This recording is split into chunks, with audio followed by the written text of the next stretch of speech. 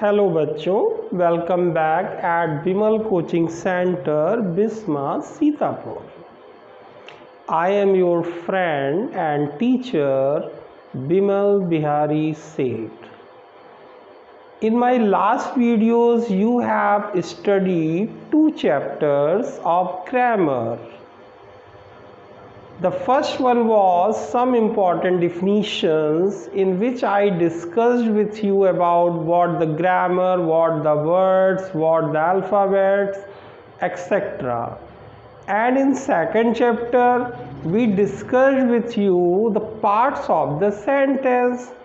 These are the foundations of grammar. Without knowing it, we can't catch anything in grammar in perfect manner, and we cannot learn and speak English in very clear manner. So बच्चों, attend grammar since basic things which will take you on the top one day, but slowly and slowly. Slow and steady wins the race. Remember this thing in your life.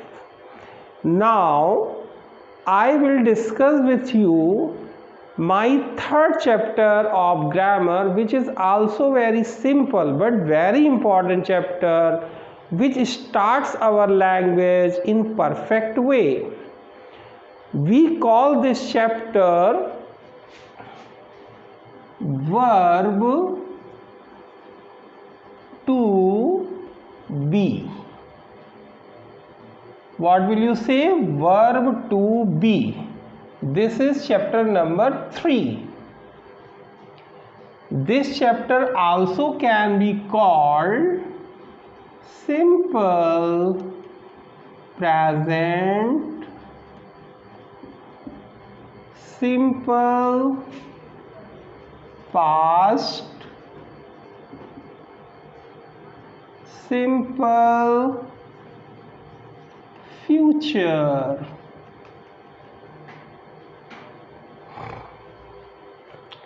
This chapter will clear your all doubts from your mind about English language, and you will find that there is no confusion in this beautiful language of the world.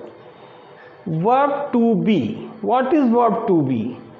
तो अगर हम simple भाषा में कहें कि ऐसा कोई वाक्य जिसमें मुख्य क्रिया मेन वर्ब जैसे गो, कम, सिंग, प्ले, डांस आदि का प्रयोग ना हो, और वाक्य हमारा सिर्फ is, am, are, was, were, has been, have been, had been इन वर्ब से बन जाए, इन लिंकिंग वर्ब से बन जाए, उसे हम लोग वर्ब टू बी अथवा सिंपल प्रेजेंट, सिंपल पास्ट या सिंपल फ्यूचर कहते हैं. जैसे I am a teacher, you are a student, he is my friend, she is my sister, you are my best student, he is a fat boy, they will be in Lucknow tomorrow, I shall be there within few minutes, my teacher will be in the class, I have been a laborious person in my life, Sita had been religious lady of her time, my father has been a retired teacher, like this. All these sentences which I just spoke, these are simple present, simple past, simple future, or we can call it verb to be. So let us start as before with the definition of verb to be. What is verb to be?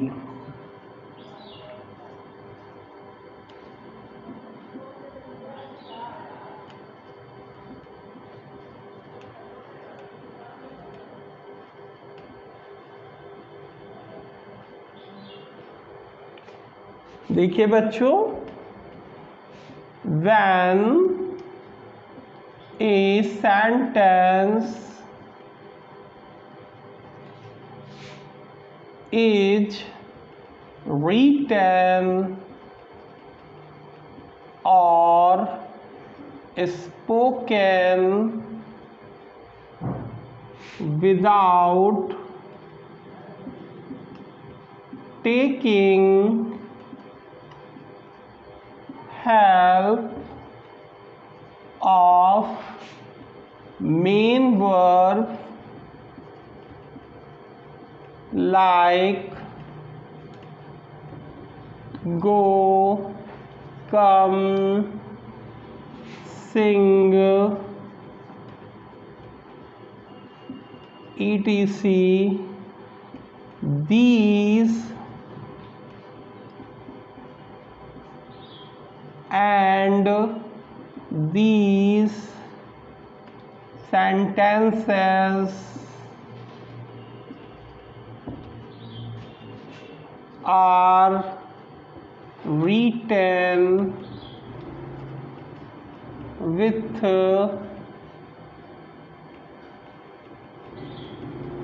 the help of only linking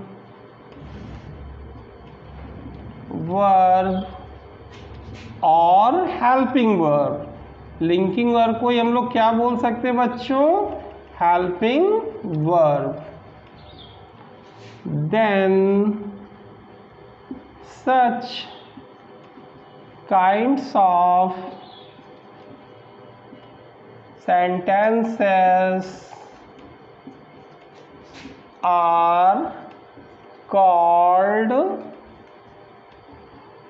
verb to be। आया बच्चों समझ में? When a sentence is written or spoken without taking help of main verb, कि जब हम कभी कोई वाक्य लिखते अथवा बोलते हैं बिना किसी मुख्य क्रिया की सहायता के, जैसे गो, कम, सिंग एक्सेट्रा, अथवा इन वाक्यों को हम सिर्फ सहायक क्रियाओं की मदद से लिखते हैं, जैसे आपने is, am, are, has been, have been, had been, shall be, will be का ही प्रयोग किया, इसके साथ कोई मेन वर्ब नहीं लगाई, तो ऐसे वाक्यों को such kinds of sentences are called verb to B.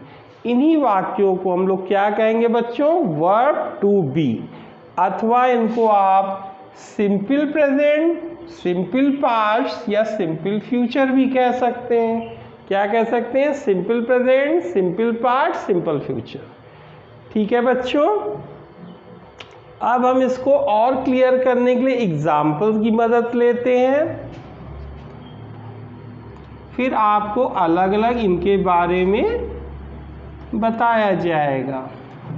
Examples देखिए, जैसे वह मेरा अच्छा मित्र है। ठीक है बच्चों, वह मेरा अच्छा मित्र है। इसमें कहीं कोई मेन वर्ब है? नहीं है, मेन वर्ब नहीं है। वह आपका सब्जेक्ट है, यानी ये प्रोनाउन है, मित्र नाउन है, अच्छा एडजेक्टिव है, और मेरा रिलेटिव प्रोनाउन है। ये सब आप पिछले वीडियो में, पिछली क्लासेस में यू हैव स्टडीड ऑलरेडी।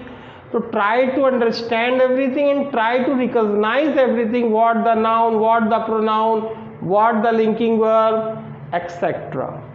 तो हम इसको ट्रांसलेट करते हैं। आपका सब्जेक्ट हुआ ही, फिर हमने लिंकिंग वर्ब लगाया इज। सिंपल प्रेजेंट है चूंकि, चाहे आप सिंपल प्रेजेंट कह लो चाहे वर्ब टू बी कह लो। He is my good friend. ठीक बच्चों, आपने देखा यहाँ कोई मेन वर्ब नहीं आई। यहीं से हमारे अंग्रेजी के सारे डाउट्स खत्म होंगे।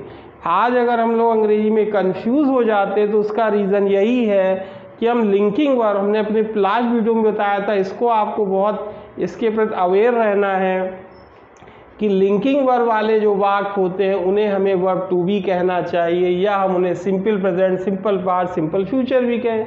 मॉडर्न इंग्लिश में इनको इंडेफिनिट भी कहा जाता है, यहाँ से ही सारा कन्फ्यूज़न क्रिएट हो जाता है।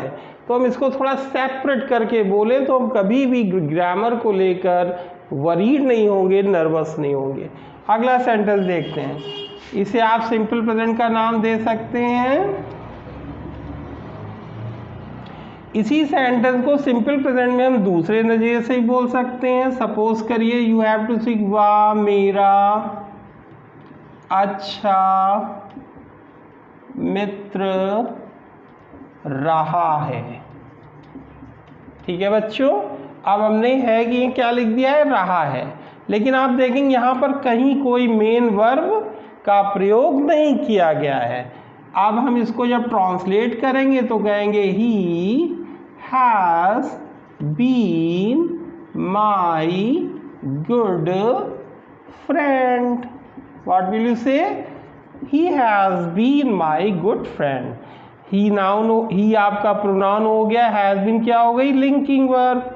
माई क्या हुआ, रिलेटिव प्रोनाउन। गुड क्या हुआ, एडजेक्टिव हुआ। फ्रेंड क्या हो गया, नाउन हो गया। आया बच्चों यहाँ तक समझ में? इसी सेंटेंस को आप नेगेटिव में, इंटैरोगेटिव में और डबल इंटैरोगेटिव में भी बोल सकते हैं। अब हम बात करते हैं सिंपल पास्ट की। इसी सेंटेंस को आप सिंपल पास्ट में भी बोल के देख लीजिए। वह मेरा मित्र था। ठीक है बच्चों, ये क्या हो गया, सिंपल पास्ट। ठीक है, अब आपने कहा वह मेरा मित्र था, तो आपने कहा ही वॉज माई अच्छा मित्र था। He was my good friend. ठीक है बच्चों, केवल आपका वॉज, चूंकि ये सिंपल पास्ट है, इसे भी आप चाहे सिंपल पास्ट कह दो चाहे वर्ब टू भी कह दो। क्यों? क्योंकि यहाँ पर भी कोई मेन वर्ब नहीं है। वह मेरा अच्छा मित्र था, आपने कहा he was my good friend. अब सपोज करिए आप बोला वह मेरा अच्छा मित्र रहा था। वह मेरा अच्छा मित्र रहा था, ये भी सिंपल पास्ट हो गया। आप बोलेंगे he had been my good friend. ठीक बच्चों, क्या बोलेंगे, he had been my good friend, ये भी सिंपल पास्ट हो गया। आया बच्चों समझ में? अब इसी तरह आप सिंपल फ्यूचर को भी समझ ले। सपोज करिए आपको बोलना है वह मेरा अच्छा मित्र होगा। ठीक है बच्चों, आप बोलोगे ही will be my good friend. क्या बोलेंगे, ही will be my good friend. ये क्या कहलाएगा, सिंपल फ्यूचर।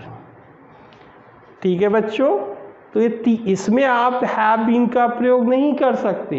ये सिंपल वे में he will be my good friend, Sita will be there, Ram will be here, Rekha will not be here, Mohan will be in the playground, like this these sentences can be spoken. So this was your third chapter of the grammar verb to be, जिसको आपने यहाँ पर समझा है। इसको write down करें, इसको समझने का प्रयास करें और इसमें और जो मेन वर्ब वाले वाक्य हैं उनके अंतर को आप समझें। नेक्स्ट वीडियो में अब इसको हम अलग अलग रूप से आपको इसके नियम और इसके ट्रांसलेशन की प्रक्रिया को बताएंगे। Bye bye.